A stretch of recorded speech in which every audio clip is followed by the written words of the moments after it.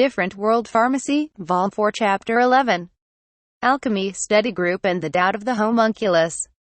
The suspicious evening party hosted by the alchemist Hermes continues. At the alchemy study session, a homunculus spectacle begins following the demonstration of alchemy creation. The assistant brings in a large glass flask with a black cloth draped over it. According to Hermes' explanation, the homunculus is about 40 weeks in maturation. Maintained at body temperature, cultivated from human sperm or blood, allowed to putrefy in a distillation bottle, and the artificial life would emerge as it was mixed with human blood. It's announced that the artificial life is obtained by culturing. There is no proof that it emerged from that process. I need to capture the process of growth using photographs. Ellen says it in a small voice. That flask is meant to replicate the mother's womb. Falma speaks casually. Falma cannot comprehend the attempt to raise the person merely from using the sperm and the creation of an artificial uterus or placenta. However, it is wrong to try to culture only sperm or blood and not the fertilized egg.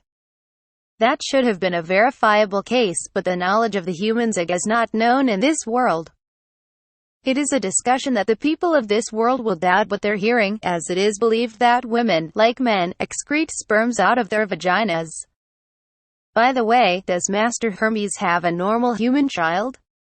Or does he only have a homunculus, a non-human creature? Falma asks Pierre. From what I've heard, it is a dwarf. Pierre isn't very familiar with it either. Anyway, the audience's expectations rise for the content within the flask. I'll follow up one question with you. But according to Falma Kuhn's theory, there's no life without an egg and sperms, right?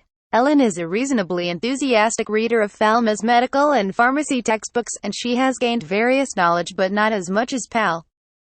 At first, Ellen was skeptical about the existence of the human's eggs. But she observed the corpse dissections initiated by the physician Claude, who was inspired by Falma's textbook, and saw the actual follicles in cumulus oviparous 1. Falma reminds her about the functional importance of the ovaries and testes as humans' reproductive organs. Ellen has a different understanding from the blessing of the guardian deity and the fundamental knowledge of a fierce battle by the hundreds of millions of sperms over an egg. And that a human being is the final miraculous process born from one chosen sperm. The birth of life felt like a mystery to them in the past. Ellen was touched by the knowledge for life's mysterious occurrences and its birth. And I can't say that I don't understand, but I can't deny it. And so, Falma stops speaking. Are you saying you can't deny it? Well, there will be a day when we will make full use of reproductive engineering. Ellen is filled with fear by Falma's loaded statement in her own thoughts. I wonder what happened to Falma Kuhn's world. As she is pondering herself, Hermes' uplifting voice echoes throughout the hall. Now I present to you the homunculus. Take a look. It's finally here. Contrary to Ellen's expectations, a faint voice leaks from Falma as he's looking at the flask with the black cloth removed. Well, that is a dud. Falma believes he cannot say anything stupid at this point. It appears like a dwarf wearing clothes inside the flask with a height about 1 finger tall. But from Falma's perspective, it appears like something else. Ooh, surely the dwarf is moving. The audience doesn't know any better, gets excited. It looks like a human. Hermes pays attention to the crowd in front of him. I hate being seen closely because I'm nervous. Don't get too close. It's alive. Mumu, this is unexpected. Pierre suspects that this is a trick in using a corpse, but he must admit that it's alive after seeing the dwarf's movement. It's not a fetal corpse. What do you think of it, Falma? Ellen inquires for Falma a response. I say it's a disappointment. Falma faces them before providing the disappointing expression. Alopecia, or the hairless monkey, is wearing special makeup and a wig. Ellen and Pierre are about to scream. There is no such small monkey. It's about the size of a finger. The hands and face are like humans themselves. It has no fur. Pierre nods to Ellen's descriptions in agreement. I think it is the monkey, but not well known yet. On Earth, the pygmy marmoset monkey is only the height of a finger. The animals in this world don't seem to be known to every corner of the world, so it's easy to convince the people to believe in such a unique little monkey as something otherworldly in this world. I can't argue with that, but if it is a monkey, what about its fur, which is smooth from its skin to its fingertips? It doesn't appear to be shaved. No matter how human-like its appearance is, why does it have white eyes? Monkeys or other wild animals don't have such a thing, aside from humans. The tricks to this magic are shabby. As his conjecture of the homunculus is a fake, Falma quickly loses interest. There should be a tail under the skirt. Even if it is cut, there are remnant traces. Well, I wonder if the skirt can be turned over somehow. Falma finally begins to plot, stating that he wants to turn over its skirt.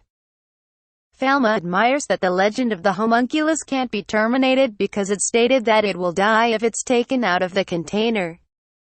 They can't even touch it for an examination. But just then, the mouth of the cosplay monkey, which is said to be a homunculus, is moving. It's a movement of the mouth mimicking a speech while forming a word.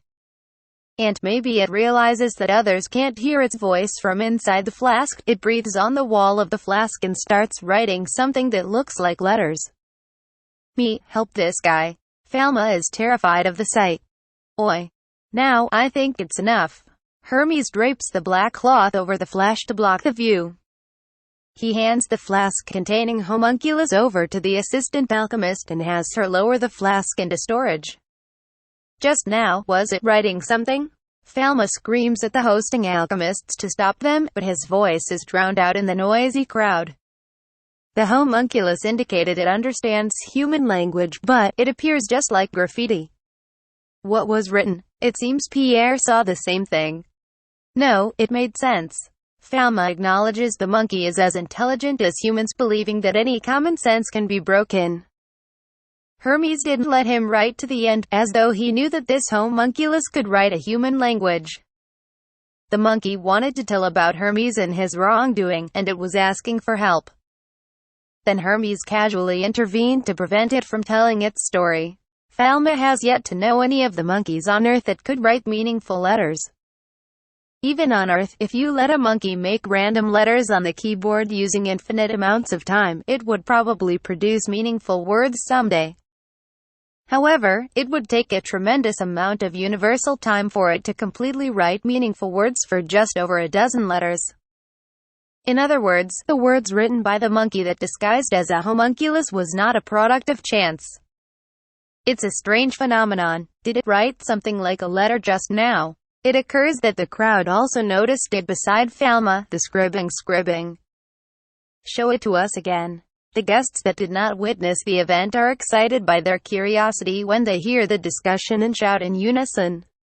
Unfortunately, I can't show it for too long. It's a fragile creature, so if it's in front of a lot of people for too long, it'll hurt itself. Hermes refuses to show it again, attempting to use a plausible reason. Although it's a substitute for this demonstration, let me show you another interesting thing. Here are some rose seeds. Place the philosopher's stone next to it. The philosopher's stone will make the flowers bloom in 10 seconds from the seeds. He shows a wooden box full of flower seeds and closes the lid. While shaking the box, Hermes pretends to apply force onto the box and chants a spell. When he finishes the exaggerated spell and opens the box, the buds of roses, which have blossomed, are presented within the box. Ooh, the audience applauses. There is no longer reminiscent of the homunculus story. What's going on? Does the philosopher's stone have the power to make flowers bloom from the seeds? What does this mean? Ellen is unwilling to accept what she observes, becomes surprised and places her glasses on again. He was shaking the box. It doesn't take a kid to notice this. Falma is not overlooking even the slightest movement made by Hermes. Hermes didn't touch the inside, but was shaking the box instead. He was shaking. But why did the seeds become flowers if he was just shaking them? The seeds were densely scattered on the buds. When you shake the container, the granular materials have large particles on top due to the granular convection effect. You can see it when you actually try it.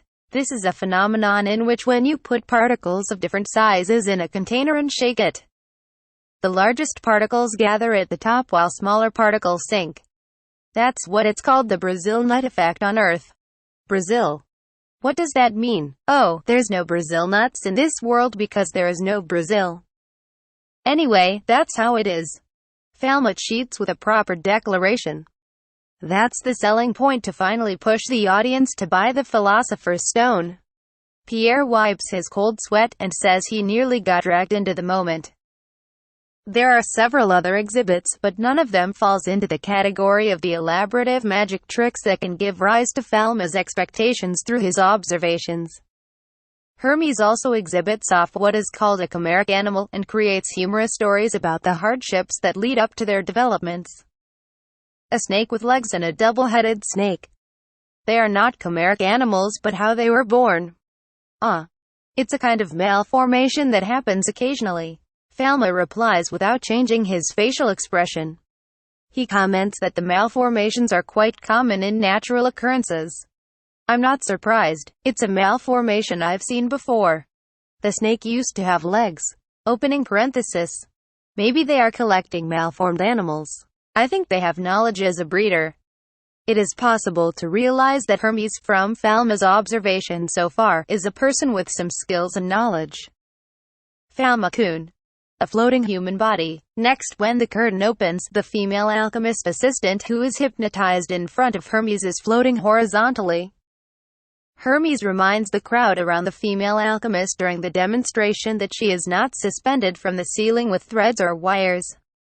Is she really floating? She's supported by a bent metal rod from around Hermes' abdomen to the underside of a woman's body. If we use the same trick, Ellen should be able to do it as well. After all, it is a kind of magic trick known for planting illusions. Falma explains to them as he sees through the trick. Can she really be floating? After all, Falma can fly. Hermes is a top-notch scammer that manages to convince even Ellen, who is completely suspicious of Hermes. At this rate, the number of fraud victims will grow. After the final demonstration, the Alchemy study group gathering ends with a great success. Thank you everyone for enjoying this evening to its finale. We look forward to a chance in seeing you again. Before the venue closes, there are quite a few alchemists that want to buy the arcane arts from Hermes. He can predict the number of participants from each meeting is going to increase every time based on the successes. When this venue is viewed purely as entertainment, the content is objectively satisfactory. The entrance fee is high, Hermes' skillful talks are also good, and the entertainment is excellent. The guests are also likely to be satisfied. It looks like all the spectacles are over, Falma-sama. It was impressive overall. Falma agrees with Pierre's words. There were 6 demonstrations in all. It was unknowingly interesting. I can't say everything I saw presented contained some sort of planted tricks, but how did Falma understand everything within? Ellen is vexed that she couldn't see through all the planted illusions. I understand it all, but it's hard for everyone else to comprehend the illusions. So, does Falma deduce that all of these things we observed were all fake? Pierre summarizes his conclusion. Isn't it just an illusionary act of alchemy using tricks? Phenomena that the ordinary people do not know about? Or are you having prejudices against an alchemy? One thing that can be certain is that Falma's statements about Hermes as an illusionist or entertainer is true. Who can earn more using straightforward talks than a daytime swindler, even in broad daylight? But Falma reflects about the entire event and squints upwards. The only thing is the homunculus, it wasn't just a monkey. Regarding the homunculus, he has a suspicion about it other than regarding it as just a mere magic trick. Instead of Falma buying into it being a homunculus, or the reason why alchemists were disallowing them to see it again, Falma is disappointed that it was prematurely intervened before the monkey completed its sentence. Falma prefers he is not kept in the dark about what it truly was and stops believing it was merely a coincidence. What were you going to do? Were you going to peel off the cover of the monkey in the flask? I don't mind waiting for your answer. Ellen grips her hands on her staff. Apparently, she is motivated with some kind of intention. On the other hand, Falma has a round waist in his dress. He couldn't bring his staff because it is night time, and he would glow in the dark with his medicine god staff. He doesn't feel any danger while traveling about, even if he's barehanded. I wonder if the home of Homunculus should be identified. I have to come back. While leaving along with the guests as the venue closes, Falma's party is suddenly being called out from behind. Good evening. Are you interested in any of the arcane techniques? If they recall the voice of a certain someone, it should belong to the female alchemist who was Hermes' assistant. Hermes told me to invite you to another private room if needed. Are we special guests? Pierre's voice is mixed with hesitation, revealing his cautiousness. However, Falma is willing to accept the suspicious invitation, and takes the other person's explanation at face value. I was impressed by the secret techniques demonstrated tonight. I want to see the homunculus again. I'm considering buying the arcane technique. The homunculus, is it? There is a long silence, but the female alchemist agrees to his demand. I understand, so please follow this way. Let me show it to you. Thank you.